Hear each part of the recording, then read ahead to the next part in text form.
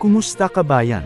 Para sa dagdag kaalaman sa pag-aalaga ng mga aso, and other interesting topics, please don't forget to subscribe to our channel.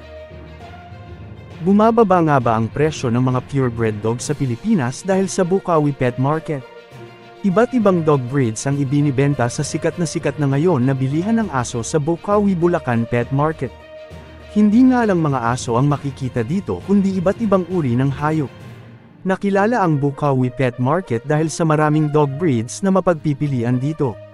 Mas lalo pa nga itong nakilala dahil sa tulong na rin ng mga YouTube vloggers na halos araw-araw ay nagbibigay ng update sa mga available puppies for sale sa lugar na ito.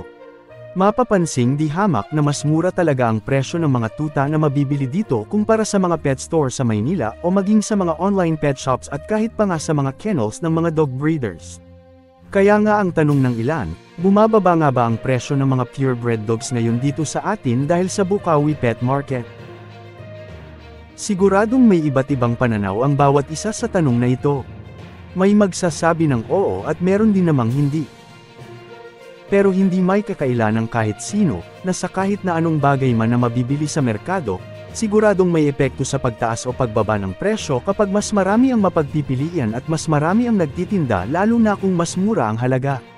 Sa huli, anuman ang pananaw ng bawat isa tungkol dito, ang mga dog lovers na bumibili pa rin ng makikinabang basta't malusog at maganda ang quality ng mga asong mabibili nila at may uuwi nila sa kanilang mga tahanan.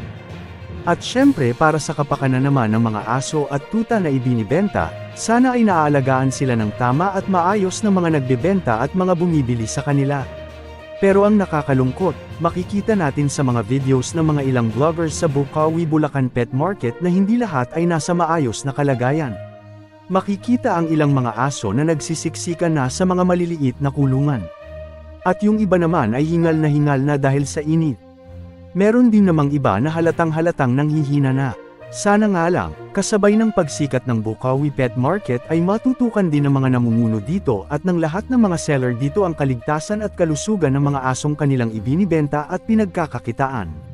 Masigurado sanang lagi na maayos ang kalagayan hindi lang ng mga aso dito kundi pati na rin ng lahat ng mga hayop na kanilang ipinagbibili.